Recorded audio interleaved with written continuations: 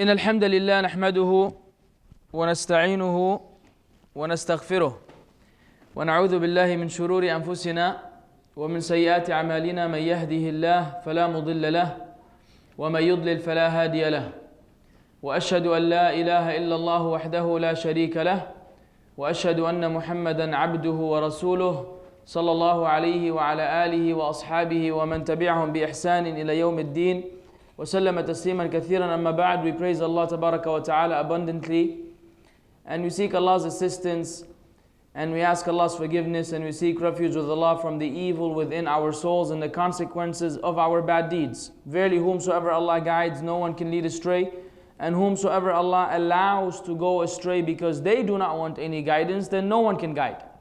And I bear witness that there is no deity worthy of worship except Allah alone with no partners. And I bear witness that Muhammad sallallahu alaihi wasallam is his slave and his messenger. May Allah exalt his mention, grant him peace, his companions, and all those who follow them on their path of righteousness until the day of recompense. Ensuring that the invitees have a crystal clear understanding and conception of various religious points presented to them could be a challenge. It could be a serious challenge, and often an obstacle which prevent the successful execution of delivering the message of Islam. You're trying to deliver a point to the people, and that point is religious in nature. There are many challenges in the way that sometimes prevent that message from being delivered, and this happens very often. The reason why is because religious points in general are imprinted with the notion of depth and complexity because they're coming from a theological point of view versus the matters of the dunya or the worldly matters, which are more apprehendable to the mind and you can relate to them because of the interaction. Religious matters seem to be for religious people or scholars and so on and so forth. So there's this gap of communication between people of knowledge and the average layman due to this barrier of communication. And also because very often the people who you're speaking to, they're not trained in theology, or they are spiritually intoxicated by some dogma which they have developed a form of blind submission towards, so they can't see. You sit down with a non-Muslim sometimes and you try to have a very basic, straightforward conversation, and you feel like there's miles or kilometers between the two of you, even though what you're saying is very basic and very logical. And that person has such a different background, and they have been brainwashed to such an extent where the most basic messages which you can deliver to someone makes no sense. And this happens actually when you're dealing with non-Muslims and Muslims. When dealing with Muslims, trying to explain to them an Islamic point of view, you find sometimes a similar reaction that I don't know where you're coming from and this doesn't make any sense to me, and how could this be, for example, a bid'ah or things of this sort. So what is incumbent on anyone who's working for the sake of Allah, which I'm assuming is each and every one of us, because when we say a person who's involved in da'wah, we don't necessarily mean someone who gives lectures or Friday sermons and so on and so forth. This is one aspect of it. Each one of us should have, at least in his life, either experienced or intends on experiencing bringing the truth to the people. And this is something which you come across on daily basis, around the clock, at your job, in your neighborhood, at the local restaurant. Wherever you go, there's always an opportunity to give da'wah, either to a non-Muslim, wherein you share Islam with them, possibly through actions if the opportunity does not allow verbal communication, or that you speak explicitly about religion, or Muslims themselves, such as ourselves, wherein we have shortcomings and we need our brothers in faith to remind us. If everybody kept to themselves and did not remind the other Muslims, there will be a calamity, because many people need a reminder. We know. In fact, we almost know everything, and yet we don't act upon a large number of things until we are reminded. Like someone just sent me the other day on this WhatsApp a reminder about Surah Al-Mulk, and that the surah will continue to, if we may say, argue on behalf of its reciter until it ensures that his sins have been forgiven. And it's only 30 ayat, and it's a sunnah to recite it at night, every night. Possibly 80% of us right now know this, and possibly 70% of the 80% don't recite it. So when you get this message, you're like, I need to do this again, for example. Okay?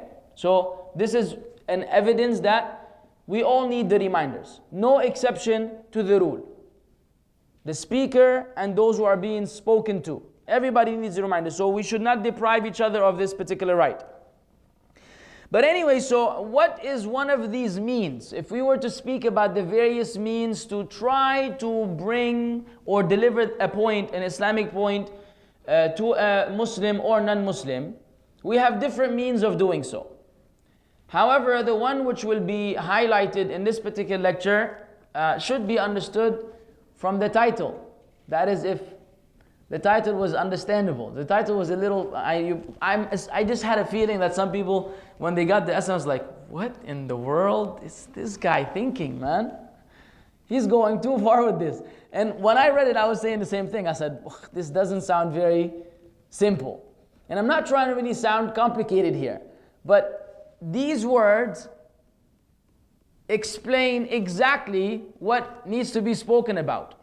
And there's no harm in enhancing one's vocabulary in the process. So I don't know how many of you took the time to look up some of these words in the dictionary, provided that you did not know them. And if you knew them, excellent.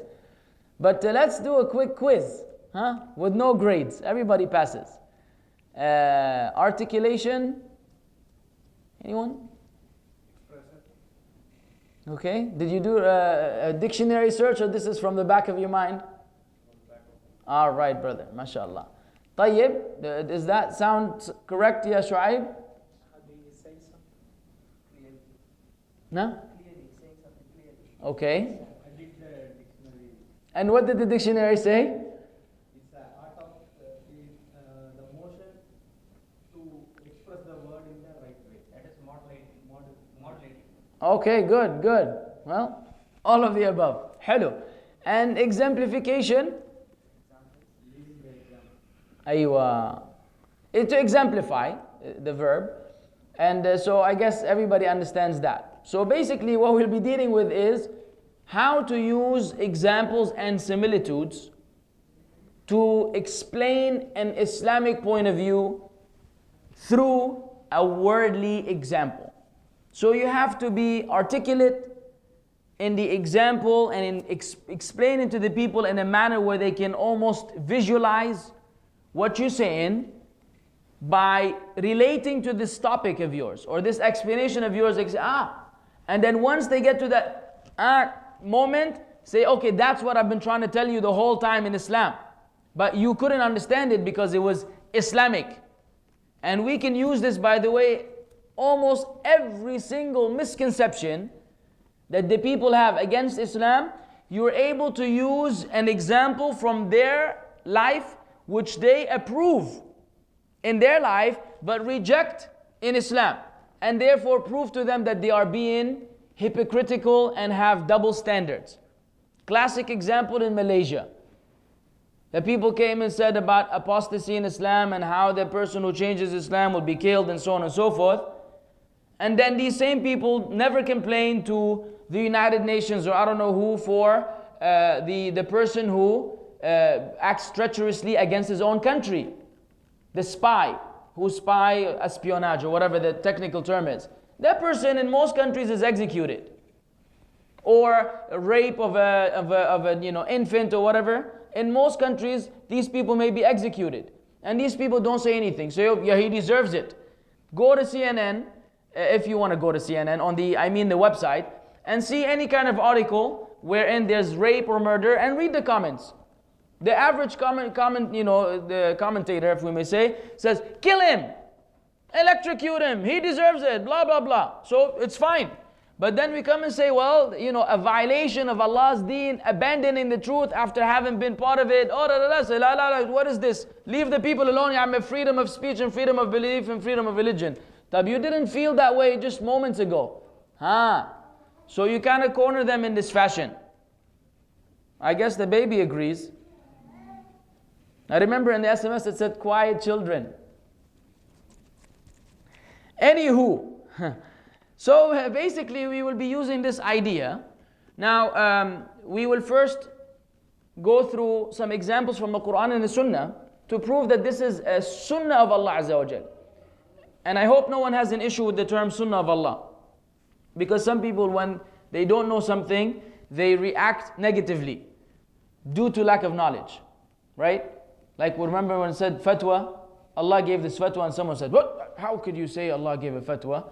Well, it's in the Qur'an. It's in the Qur'an. Right? What is the ayah, Shu'aib? قُلِ اللَّهُ Say Allah will give you the fatwa. Okay? When you don't know something, now this baby has to go out. Please. So if the person doesn't know, he becomes an enemy of himself because of ignorance.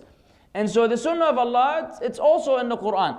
And Sunnah means way, the way of Allah. It doesn't mean here the Sunnah, which is the actions and approvals and statements of the Prophet sallallahu alaihi wasallam. Because we're looking at it from a linguistic point of view and not from a religious, legislative point of view only. Okay, so we will go through a couple of those inshallah, and then we will give some examples which we can relate to that we should be able to use in our da'wah afterwards. First and foremost, as for the idea that striking similitudes or examples is an effective way to give da'wah, we find that Allah Azza wa Jal says in Surah Al-Kahf, which we have read, we should have read very often, وَلَقَدْ صَرَّفْنَا فِي هَذَا الْقُرْآنِ لِلنَّاسِ مِنْ كُلِّ مَثَلٍ وَكَانَ الْإِنسَانُ أَكْثَرَ شَيْءٍ جَدَلًا. Subhanallah. And we have certainly diversified in this Qur'an for the people from every kind of example. But man has ever been most of anything prone to dispute. True or false? True. Ajib. Human beings, how much they love to argue. With a good cause and without a good cause, and for a noble thing and for a lousy thing. As long as argument is taking place, everybody's happy. But that is not the case. Anyway, so what did Allah say? Allah Azza wa Jalla has given many, many examples for human beings. But they don't believe Allah. Therefore they are disbelievers. I mean, when they say, قَالَ مَنْ يُحْيِي الْعِظَامَ وَهِيَ رَمِيمٌ. طيب, this disbeliever who came to the Prophet ﷺ, with some decayed bones, and he said, who's going to give life back to these bones after they have decayed? And so what is the logical example here? قُلْ يُحْيِيهَا الَّذِي أَنْشَأَهَا أَوَّلَ مَرَّةٍ. Say, he will bring it back to life, the one who created it the first time. How did it come the first time? Which is more difficult, to create the first time or to recreate? To recreate. To assemble a bike from scratch or to reassemble a bike which you have unassembled. If somebody gave you a bunch of wheels and the pedals and the whole thing, and you don't have a manual, say, yalla, put this bike together. Versus you having seen the bike, you unassembled it, then you reassembled it. Which one is easier?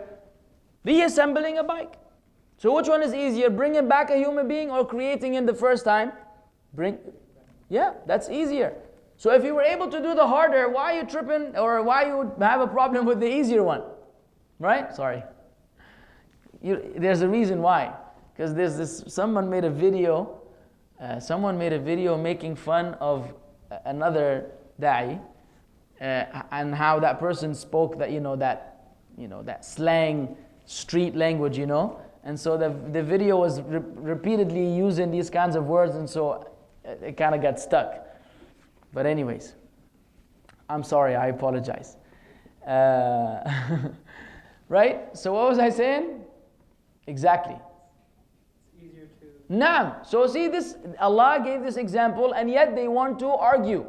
Then Allah gave the example of how He sends water and the vegetation grows, and how you see the earth dead and there's no fertility whatsoever, then Allah sends the rain, and then اهتزت وربت وأنبتت من كل زوج بهيج. All of these examples are given, and yet the kuffar deny resurrection.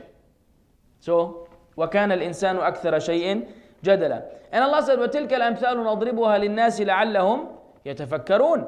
And these examples we present to the people that perhaps they will give thought. So the idea behind using this mode or this method of giving da'wah is to make the people think and reflect and understand what you're trying to say through a worldly example. So for example, when Allah Azza wa Jal wanted to highlight the concept of Tawheed and the concept of Shirk in the Qur'an, there are times when Allah Azza wa Jal will would strike examples or similitudes to explain the reality of the muwahhid and the reality of the mushrik, or the reality of Tawheed and the reality of Shirk. For example, Allah said, مَثَلُ الَّذِينَ اتَّخَذُوا مِن دُونِ اللَّهِ أَوْلِيَاءَ كَمَثَلِ الْعَنْكَبُوتِ اتَّخَذَتْ بَيْتًا وَإِنَّ أَوْهَنَ الْبُيُوتِ لَبَيْتُ الْعَنْكَبُوتِ لَوْ كَانُوا يَعْلَمُونَ. The example of those who take allies other than Allah is like that of the spider who takes a home. And the weakest of homes is the home of the spider, if they only knew.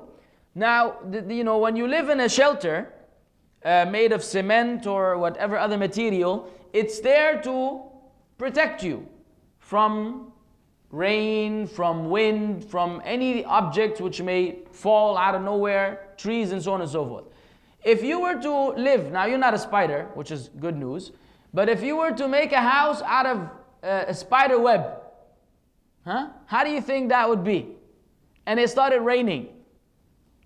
Is that web going to prevent the rain from falling if some tornado came around?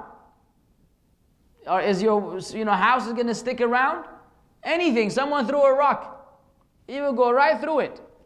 You may catch a couple of flies here and there, which wind up getting stuck there, but the rest of the flies and the mosquitoes will be inside within the spider web living with you. So you find that this is a very flimsy, lousy home. And this is the home of the spider. And this is the example of those who take allies other than Allah. They are referring their matters to them, but they are referring their matters to the weakest of sources. اتخذوا من دونه آلهة لا يخلقون شيئا وهم يخلقون. They have taken besides Allah these gods that create nothing, and they themselves are created. ولا يملكون لأنفسهم ضرا ولا نفعا. And they do not possess for themselves any harm or any good, let alone for others. ولا يملكون موتا ولا حياة ولا نشورا. And they do not control death, nor life, nor resurrection. This is any God besides Allah is described with these qualities that Allah mentioned in Surah Al-Furqan. That's pretty weak. You're created, you didn't create anything. You can't control what happens to you in terms of good and bad. You cannot control someone living or someone dying or the resurrection of anything. You're pretty much helpless. You need Allah. So for someone to go to someone who is in dire need of Allah and then need that person the way you're supposed to need Allah, that's like trying to protect yourself from the environment by taking a spider web. Not a good idea. See how that example, if you think about the web and everything, you will realize this should increase your iman. By the way, this example on its own should increase one's iman. Say, Alhamdulillah, I'm a Muslim. Alhamdulillah that I refer my matters to the one who's in charge and control. To the one who can control and protect. It's a big deal. It's a big deal. In another occasion, Allah Azza wa Jal said, يا أيها الناس ضرب مثلا فاستمعوا له إن الذين تدعون من دون الله لن يخلقوا ذبابا ولو اجتمعوا له وإن يسبهم الذباب شيئا لا يستنقذونه منه ضعف الطالب والمطلوب. Listen to this, O people, an example is presented, so listen to it. Indeed, those you invoke besides Allah will never create as much as a fly, even if they gather together for that purpose. And if the fly should, and if the fly should steal away from them even a tiny thing, They could not recover it from the fly. Weak are the pursuer and the pursued. So here, another example. And remember, the kuffar complained about the examples that Allah Azza wa Jal struck. And how could Allah speak about the ba'uda or the fly and things of the sort? Yani supposedly they're of a class which is higher than that. Excuse me, but the truth of the matter is this shows their feeble-mindedness. Because Allah Azza wa Jal is given an example which the human beings can relate to. Now when you think of a fly, are you thinking of something significant or insignificant? Unless you take it as a pet, yani. And maybe some people have a pet fly, so that's why he's reluctant to say insignificant. So Allah, it's important for me. I bring it lettuce every day. What's going on? It's insignificant. The fly comes on, you go like this, shh. Then the next time you go like this. Can you deal with your friend like this? He comes around, yalla amshi. And then, no way. Because he's significant to you. The fly, you don't even bother. You just want it out of your way. So this is how unimportant the fly is. And so if these people that are trying to worship other than Allah Azza wa Jal, they are unable to create even that insignificant, worthless fly. In fact, if this fly were to be there and take away something from them, like if you have your juice or something, and this fly came and took a sip, from that orange juice, are you able to get it back? Can you catch the fly and squeeze the orange juice out and spit it out?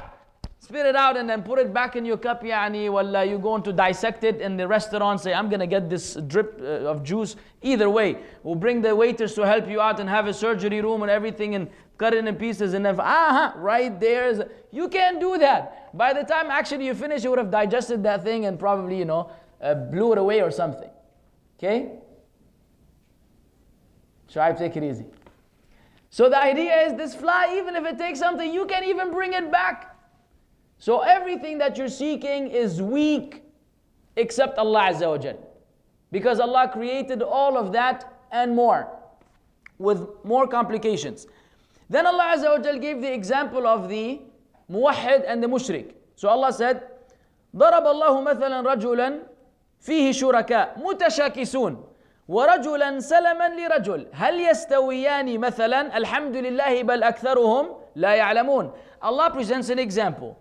A slave owned by quarreling partners and another belonging exclusively to one man, are they equal in comparison? Praise be to Allah, but most of them do not know. Yani you have one person who has 5 different managers. Maybe some of you actually have to go through this nowadays, huh?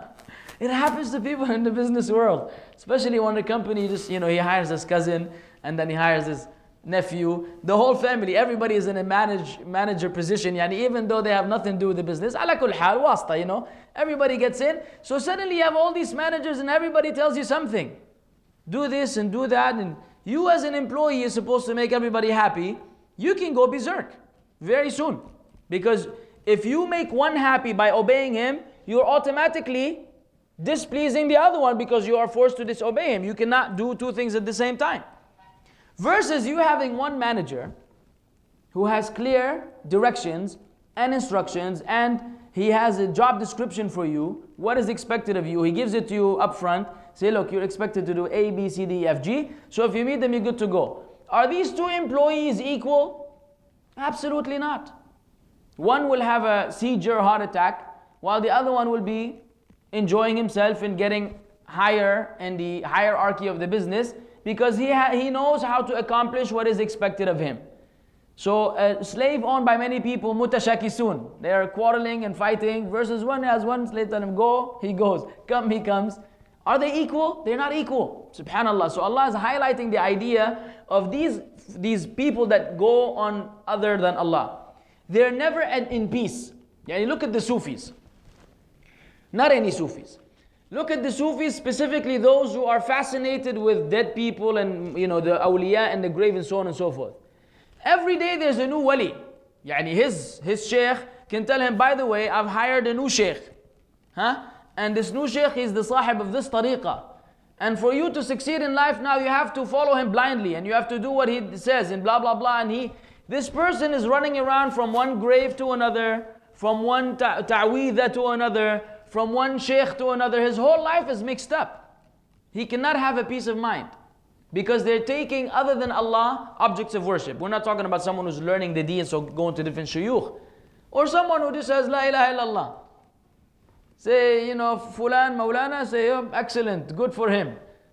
I will ask Allah. Yeah, but wasila, it's good wasila with this guy, and he will get you closer. No need. The wasila is direct with Allah. And people insist nowadays, the people who are trying to call for Tawheed are being fought against. Fought against. I discover videos every day about this issue. Another one from Malaysia. They sent a dispatcher. This guy who would come to the lectures and everything, and he tried to negotiate with me to debate with someone about the issue of wasila. Okay? So I told him, my friend, everything which I have to say about tawassul, I said in my lecture. I have nothing else to add. And every argument that your friend that you want me to debate with want to present, I've already answered in my lecture. I don't have anything else to add. I'm done. I don't know any more, and I don't know any less. Everything I know, I've given in one lecture. You have issues, refer back to the lecture. You have an argument, then the answer is in lecture. If you don't find the answer in lecture, I don't have an answer for you. Isn't that fair and square? Khalas, I don't want to do this. I'm done. He said no, and this and that. He insisted. Then I told him, look, if this is the case, then I simply require that this person knows Arabic.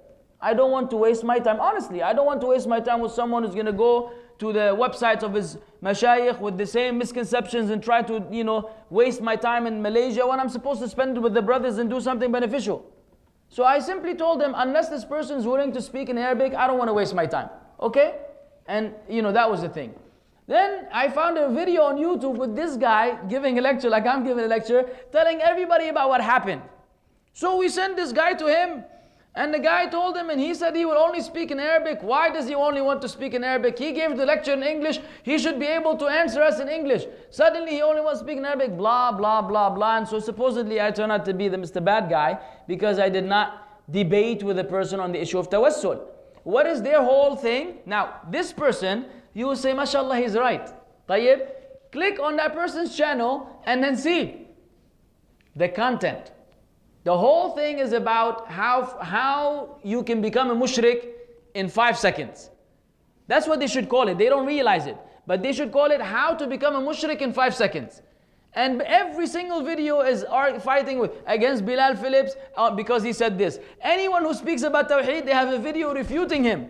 That this person is crazy because he's telling you to do Tawheed. You're supposed to do Tawassul. And this is the right way to do things. Yani, amazing. Time wastage. So these ayat, when we read them, they should address this issue. And relax. The people of Tawheed are in the state of relaxation, wallahi. They don't have to go left and right. It's all been sorted out for them. When we speak about the worldly life, we also find that Allah Azza wa Jal struck similitudes. Again, Surah Al-Kahf. Who can pick out the ayah, not Shu'aib? Who can mention one ayah from Surah Al-Kahf which gives us the similitude of this dunya?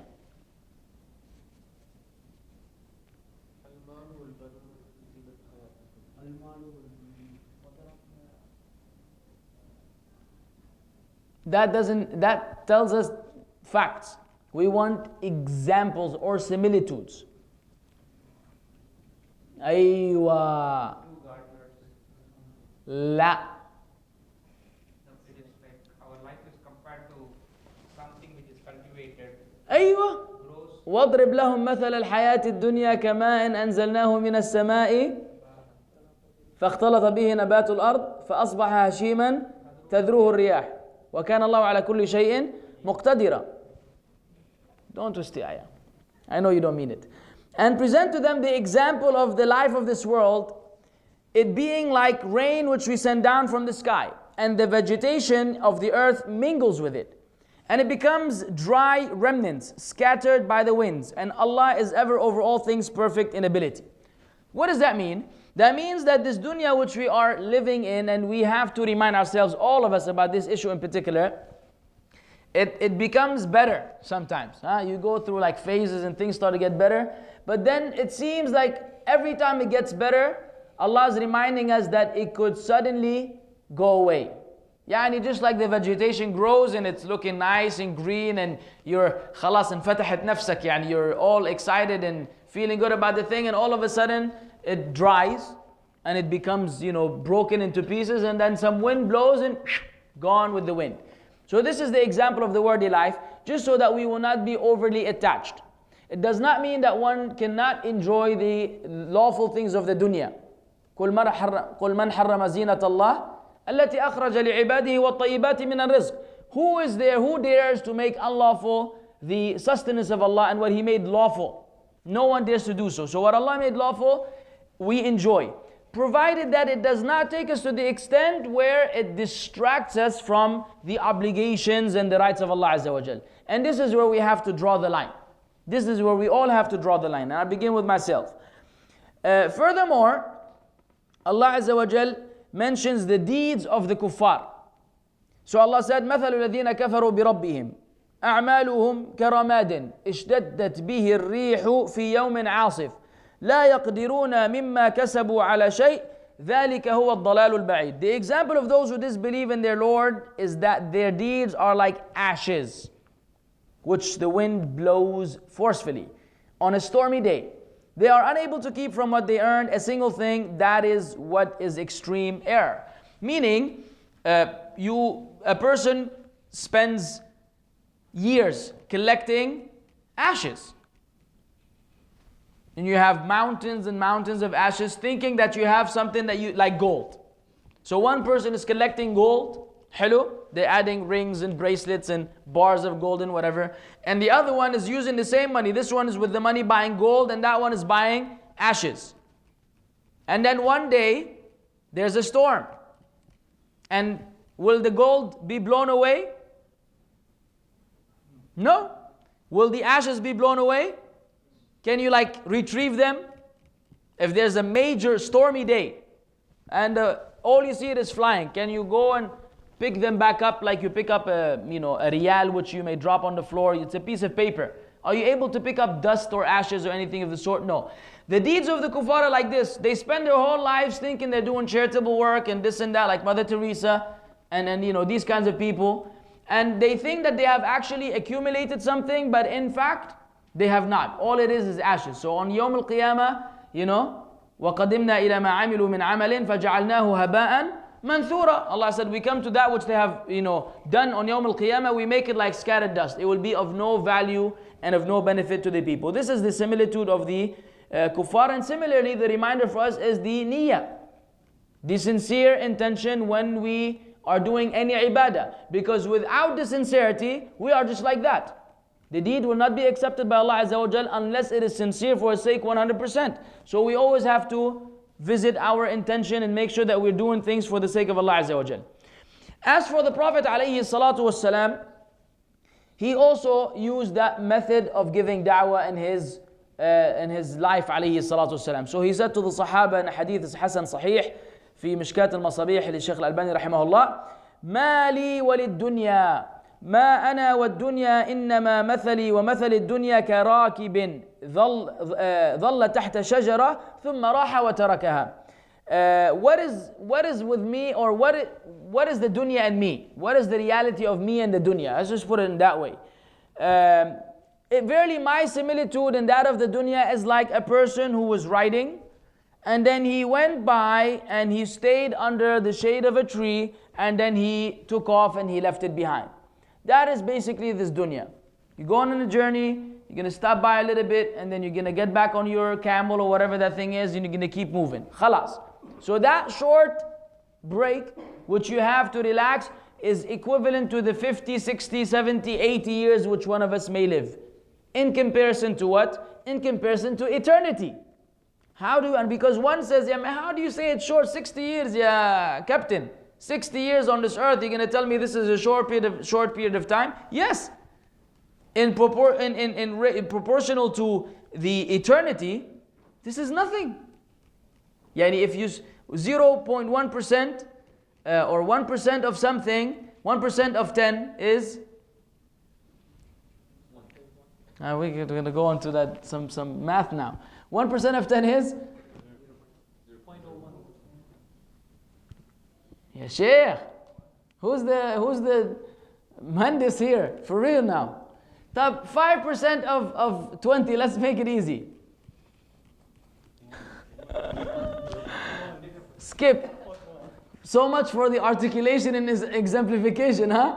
We're all going, khalas, forget about this example. The point that I'm trying to make is that it's very short in comparison to eternity. So if you look at eternity, there's no beginning and end in this sense. It's endless. So 60 years from an endless thing is nothing. I can tell you another. Tfaddal. If we are living 60 divided by infinity. Hello. I don't know, brother. I'm not this. Go ahead. Are you asking me now? It's turning the tables around? No, we are living 60 years. Hello. But Akhirah is infinity. طيب. So 60 divided by infinity. I don't know. You tell me the number. Yeah, 60 divided by infinity is infinity. Anything divided by infinity is Mathematically it's zero. Anything divided by infinity mathematically is zero. Okay, you guys can argue after the lecture. Anyways, thank you for this input. Okay?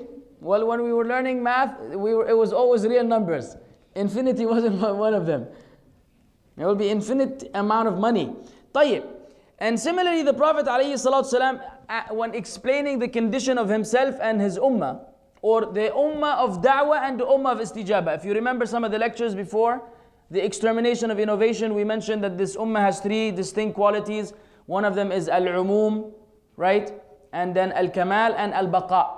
And we mentioned that umum means the Prophet ﷺ has two ummah. Ummatul istijabah, the ummah which actually accepted his call, which by Allah's grace and mercy is us and those who came before and the Muslims who will come after. And ummatul da'wah, those whom he was sent to give da'wah, which includes all the kuffar until Yawm al-Qiyamah, during his time and afterwards. So the ummah in this sense includes both. He said alayhi salatu wasalam, verily my example and the example of what Allah has sent me with is like a man who came to his people and said to them, I have seen the army with my own eyes, and I am the naked warner. Why? Because back then, it was the tradition of the Arabs, when there would be a conflict and someone wanted to come and warn his people, he would undress to show them that he is not playing around, that he's not joking. It's an indication of the seriousness of the situation. Don't ask me about further details. So he said to them, protect yourselves, yani run for your lives, in other words. So he said, a group of his people obeyed him. So they left in the early morning, late at night, early morning, and they went in a nice and subtle way, yani without making any noise. So they were able to escape. And another group of them belied him, and they remained in their place, said, just another liar. So the army came upon him in the morning and it invaded them completely. He said, verily this is my example and the example of he who obeys what I have been sent with, and the one who disobeys and belies the truth which I was sent with. So those who deny the Prophet ﷺ are like those people who were warned by a person from their own people, and they said, we're not going to believe you until what he promised them happened. And the kuffar now, they say, we don't have to believe in Muhammad ﷺ. You have your religion, we have ours. We are okay. We are the children of God. God loves us. God will put us in paradise. And they say all of that stuff. But then they will find out that none of this will happen. They will find out very soon. طيب. Now let's go into something which we can relate to. Don't worry, we're still early. 38 minutes into the lecture. The first example, and how many of you have given da'wah to Christians? Raise your hand. 1, 2, 3, 4. MashaAllah. MashaAllah. And the rest are ijaza? Vacation? You've never come across a Christian and given him da'wah? Not good. Huh? Not good. Unless you haven't come across one. In which case, لا يكلف الله نفسا إلا وسعها. But if you have come across some, you have to do something. Yani, in all honesty, even the person who delivers packages from DHL or FedEx or whatever, he comes to your business for how long? Roughly 5 minutes. Come, sign, leave. Don't let that slide. When he comes in, Strike a conversation with the person. Hey, how's it going? Can I get you some tea? Would you like some water? Anything just to break the ice and get him comfortable with you. And then just say in all honesty and transparency, are you a Christian? And if he's a Christian, he's going to tell you, yes. If he's a Muslim, he's going to tell you, no, I'm a Muslim. Salam alaikum, alaikum salam, done. Khalas? Leave. So you will not, don't get into trouble. So why I don't look like a Muslim? Some people get offended. Of course, you can always tell him, yes, akhi, you don't look like a Muslim. So it's your problem. Now you go change yourself and your looks and then come back and talk to me. But usually they won't take it very nicely. So you don't want to do that. But the point being is, hey, that's the truth. But if he's a Christian, he's going to tell you yes. Then the next question is, specifically if they're from the Philippines, Catholic, and try to say it with a Filipino accent. Catholic Christian, say, if he's Catholic, he's going to be proud. Or if he left Catholicism, as very often they do, so now born again. Say, oh, born again, closer to Islam. You don't have statues in your church, right? Yes, me too. When Muslims don't have any statues in our masjid. Khalas, is something? Next time you see him, you have a pamphlet, give it to him, done. He may go back to the Philippines, he may become Muslim the next day, none of your business anymore. You've done the job in 3 words and 3 minutes and khalas. But for you to be seeing him every day, hey amigo, how are you? Hey, I'm good, and everybody goes his own way. Wallahi, that's unbecoming. It's shortcomings. This could be shortcomings. I'm speaking to those who have been coming to these lectures for some time and therefore should be at a level where you know how important it is to give da'wah and you have at least the basic tools. If you just started coming recently, then get busy. Hello al-Muhim, the Christians, they have a serious conflict known as original sin, right? And no matter how you try to explain to them, sometimes its invalidity and its illogical nature, it's very difficult to persuade them. Therefore, you can give them a nice example in order to bring the point home. The conflict is, they say that, they have different elements. The main conflict is, according to them, Adam and Eve disobeyed Allah. Of course, they say that Eve is the temptress, evil creature who made Adam disobey Allah. So they blame Eve. They have an issue with women until today, or they claim that they don't have issues with women, but they do in reality. And so they say because they sinned, all of their children were born in the state of sinfulness. Hereditary sin. You were born with the sin inherited from your father and mother, Adam and Eve. You had no choice in that. Now, of course, among Christian denominations are those who may feel otherwise. We congratulate them on abandoning this false perception. However, very often this is exactly what they believe. And you try to tell them this, that doesn't make any sense. And they will tell you, and this is where the trick is, they will say, okay, don't you believe that Adam and Eve were in paradise? Yes or no? Yes. So why are we here? Why are we here going through these tests and these difficulties and all of this? If you claim that we were not affected and we did not inherit their sin, then if Allah forgave them they're saying to us, according to you, then khalas, it would have all been done and we would all be born in paradise and we wouldn't be here in the dunya. Now you're in trouble. Unless you have an example. And what is the example that you may give to remove this misconception? It's a very logical one, inshallah, which is agreed upon internationally. Guilty by association. Until now, if you are visiting a friend who's a drug dealer, I hope you don't have these kind of friends. But hypothetically speaking, you happen to visit your friend, you just went for some food, and he's a drug dealer, and the police came to arrest him, and you were in his place. Are you going to be arrested? Yes or no? 100%. You cannot say, hey, I'm just here to have some food. Here's the guilty guy right there. Okay, police, mia, good job. They will drag you by your hair. What are you doing here?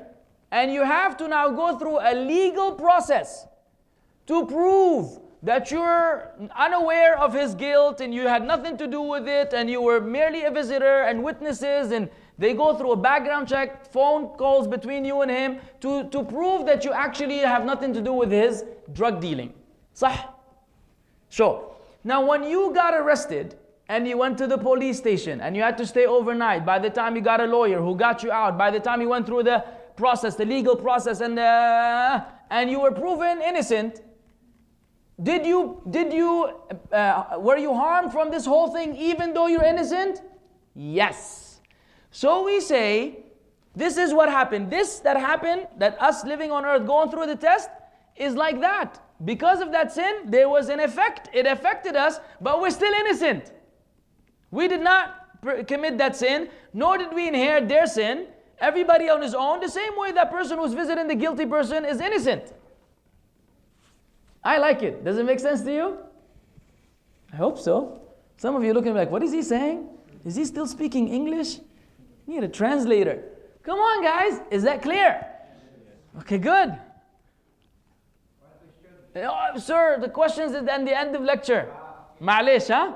But don't forget it. Hey, inshallah. Tayyib. So that does with that. How about that, okay? The next thing which we can deal with, and I've given that in the lecture, so I'm going to skip it. A good person, how can he go to hell eternally? And then, of course, they say Mother Teresa, Steve Jobs. Muslims, man. Muslims are the first to defend. May Allah have mercy on you, Steve Jobs. That iPhone is just amazing. That was a Buddhist, man. He made the iPhone. It has Quranic applications and Islamic applications. He must have had some Islam in him, but he was hiding it from the people. And you were not with him when he died. Did you make sure he didn't say the Shahada from the iPhone? Yeah, Sheikh. And no, the funny thing is, the funniest thing about all of this is that even though this is said right in everybody's face, that same clip on YouTube, the comments are still fighting for Steve Jobs. Yani, it's a dead horse and you're just trying to beat it, and it's not going to come back to life, nor is it going to die any further. But they insist. Steve Jobs, Mother Teresa, Gandhi, they will give you a list of people. Now you're trying to tell me that according to your religion, this person will be in hell eternally, even though they did A, B, C, D to the world. You're in trouble again, unless you have an example. Give him a similitude. Say, I'll give you something you can relate to from this dunya. Maybe then you will understand. So what is it like? We say there was we mentioned this before. Some of you may know this example, some of you may not. Either way, this is for the new listeners, not for the old ones. The old ones can just remember it. So there's this IT company, there's this regular company, okay, that has lost its IT manager, okay, and so they're competing with other companies, but the whole thing now is based on them developing some software that will basically save the business. Without the software, they're going to go out of business very soon. The competition is all over the place. So the company, goes through the management and they meet and they say, look, we have a budget of X amount of money. And, this money now, we will not use it for advertisement. We will not use it for, packaging. We will only use it to find the most qualified IT person, manager. Turn it off, please. Thank you, sir. Who will come and will save us. He's efficient. He's fast, he's quick, he can do this quickly, manage the whole thing and get us out of the loophole. Ma fi mushkila. So they do it, and they bring this person from Germany, for example, right? Or maybe half German. This overqualified, mashallah, something else guy. And they tell him, look, a Hummer is waiting for you, a villa is waiting for you, air tickets, insurance, health coverage, you name it. We're going to put all the money in you. But please, we're suffering. Come and do this. You have a 2 weeks or 3 weeks or whatever to get this job done. And he's a high price and huge salary. Ma fi mushkila, investment. So they bring this guy from his home country and he arrives and everybody's excited. They're like, finally, this is the guy who's gonna pull this and everything. So he comes to the office Huh? You know, it's his first day at work. And he looks around, says, lousy paint. Lousy paint.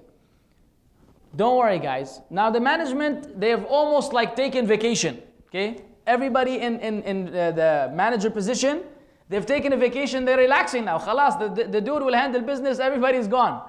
So it's only him and the employees, pretty much. He says, look guys, you know, this is very shabby. I'm going to go ahead and handle this on your behalf. So he goes down to the local market, he buys some paint and a brush and the whole clothing gear and everything, and he comes you know, to work and starts, you know, doing the thing and painting the job, and all the employees are, wow, mashallah, it's fantastic, look at this guy, he's an artist. He's an IT man and an artist.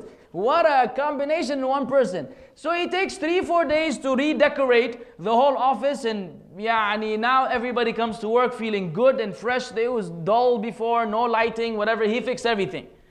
Then he looks at the kitchen, he finds that they have some lousy kitchen, lousy coffee machine, everything. He says, guys, it's on me. From now on, I'll make you my special coffee, special German coffee. I have my own equipment. So every day now he's putting on the apron, everything, and the whole chef, you know, thing, and he's standing in the kitchen. Every time someone comes, coffee's on me. I got you, baby. And he makes the coffee and he puts the sugar and everything. And so every employee is like, this guy is a dream come true. The best coffee every day, blah, and the list goes on. He eventually does everything except his job.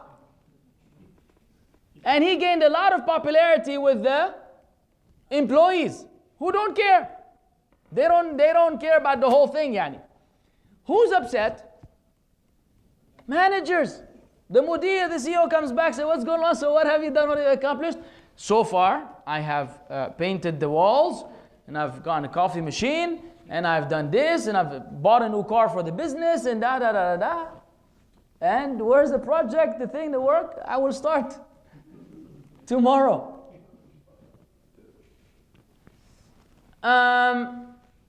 Do you love him? You right now. This person is anonymous. Don't you hate him? I hate his guts, personally. I don't know him, but I hate him already because of his whole purpose in this whole business. Would you want to punish him? Sure. Would the company punish him? Sure. They would sue him. They would sue him and they would go after every single penny they invested into him because there's a contract. We pay you so you can provide. You don't provide, you have an issue. They will not be satisfied with merely firing him because his crime affected all the other employees. In fact, it affected the very management. And the next day, everybody's going to be selling potatoes down the street because of him. Is that good or bad? That's collateral damage. That's some bad stuff because of one guy. Why? The level of crime was high. But did it appear to everyone to be a crime? No. To the employees? Mia. Who understood the evil of this man? The management. So we say the son of Adam, the human being, who was created by Allah for a purpose, to worship Allah alone, and to submit to His deen, and to follow His messenger Muhammad alayhi salam. Then they turn around from all of that, and they get busy with other things which are appealing to the people, but are displeasing to Allah, are just like that employee. They are deserving of punishment, in fact, eternal punishment, because the crime of that person is rectifiable, but the crime of the one who does shirk is not rectifiable. This one may say, okay, I have my uncle, he's a billionaire, here, take $1 billion and get off my case. Sah? He could pay them back somehow and fix the situation. He knew he could do the software in one day. So he was just playing around and said, here, I'll give it to you tomorrow, don't worry. Whatever the case may be, it's rectifiable. But in the case of the one who lived his whole life against Allah and he died in this fashion, it's not rectifiable. And the reminders which were given from Allah are way more. And the natural disposition are way more. And making the crime much more severe. Therefore, a person like Mother Teresa or Steve Jobs or any of the sort are worthy of the hellfire. Now, we don't say now that this is what they will get in the life to come because it's all in the hands of Allah. We go by the apparent. Apparently they died as non-Muslims and Allah promised the non-Muslims the hellfire. That's it. This is where we stop. We don't say he's in the hellfire now burning and this and that. It's all from ilmul ghaib wal ilmu inda Allah. But we don't go to the extent saying everything is unknown, unknown, unknown, when Allah Azza wa Jal already told us what is known. He told us the result of some of the things, and we have to accept it from Allah Tabaraka wa Ta'ala. The other example, we're almost there, is that of the fitrah, the natural disposition. Someone says that basically you claim that we were all born with this natural inclination towards belief in Allah and so on and so forth, but I don't feel this way. You know, I think from very young age I had this connection with Jesus, and Jesus would come to me in the dreams and he would tell me this and he would tell me that. And you know, you hear a lot of the stories, and people try to prove to you that from very young age, they knew that shirk was the way. Shirk was the way for success. And tawheed was this very dark road that you should never travel upon. And you try to prove to them otherwise, like you Christian now, deep down, you're supposed to be a Muslim. You just don't want to be. You don't want to be. You yourself, you are in denial. It's very difficult to prove. But we try to give an example to bring that point home. The example is a person who was, there was this boy with his mom and dad who were on a boat. And then this boat sunk near an island. And both parents died, they drowned. And the child somehow survived. And he found himself on this island. This island obviously has no television, no electricity, no books, no news, no newspapers, nothing. Totally disconnected from the world. But this baby somehow managed to survive. Okay? He was like a toddler, maybe 4 or 5 years old, so he managed to get some bananas and fruits and so on and so forth. Anyways, he started growing up on this island on his own. And while growing up on the island, he would also observe the nature around him. And he would observe himself. So he saw that every day the sun would rise from one location and it would set in the other location, and that this was a fixed thing that it did on daily basis, for example, depending on where that island is located, obviously. But he saw the consistency in that. The sun didn't go up halfway and say, I'm too hot today, I'm going back. Could that happen, yani? Everything is in order. He looked at himself.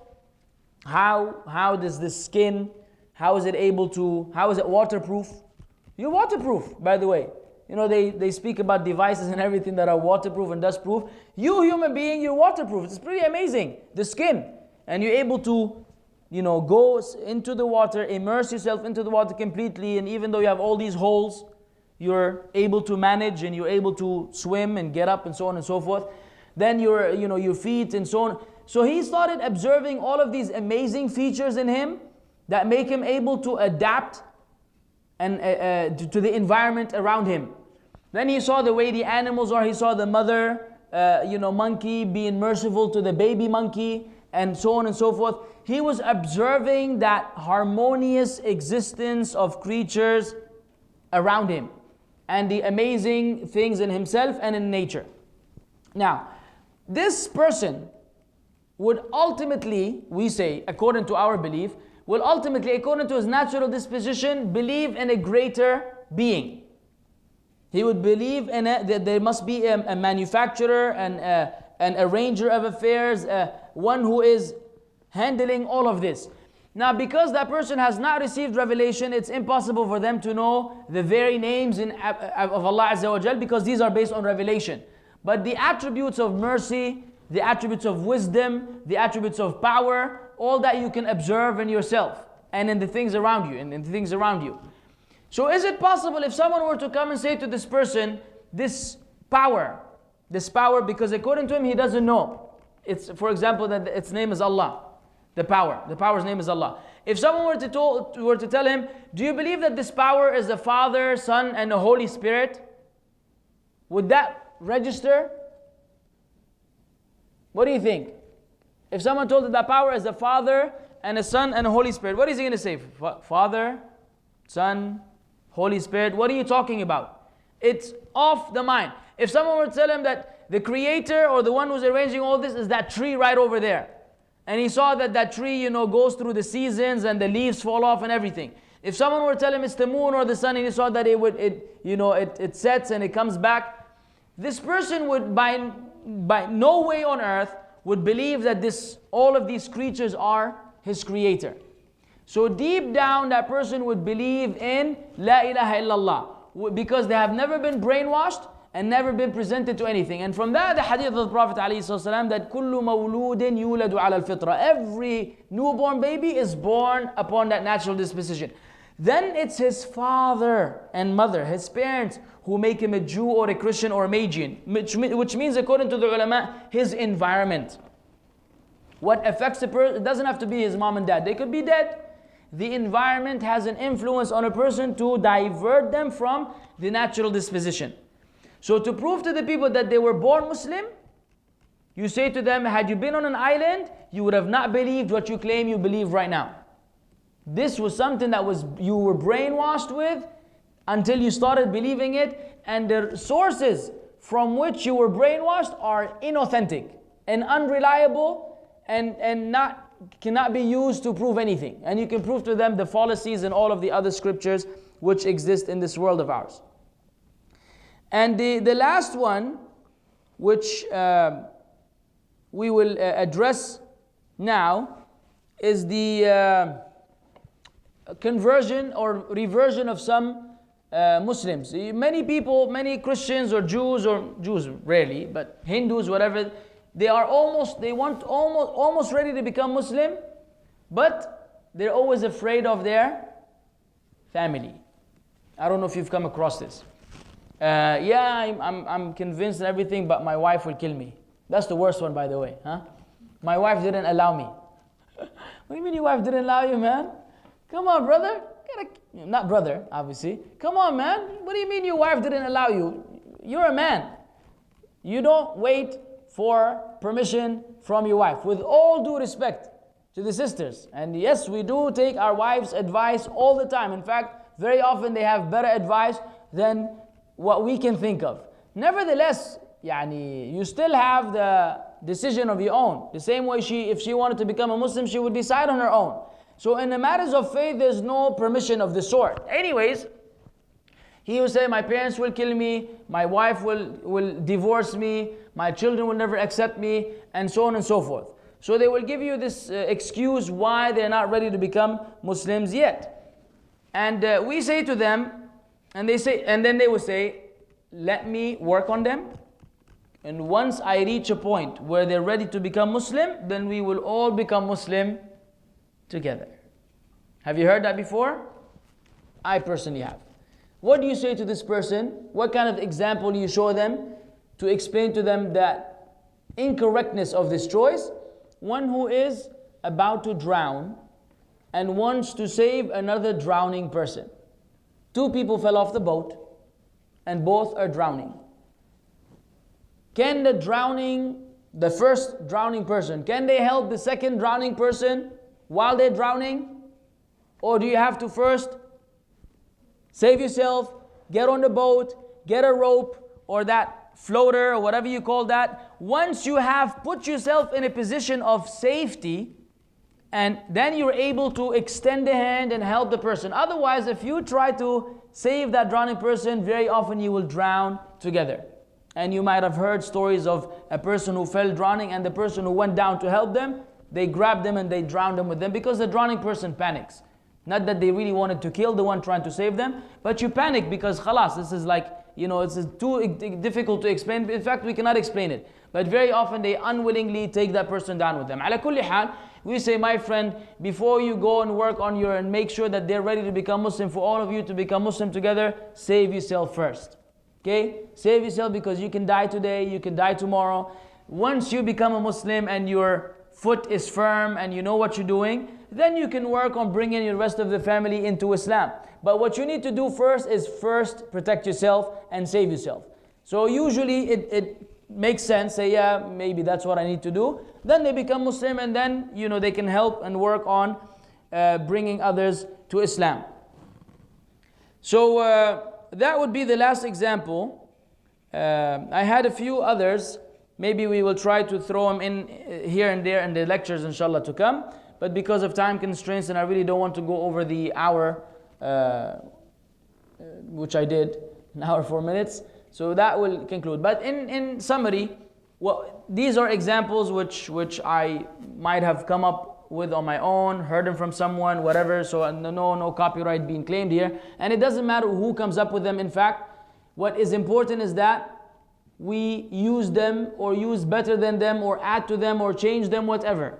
So what I'm saying is, you can think of things of the sort, perhaps much better than these examples, that will help you in your da'wah.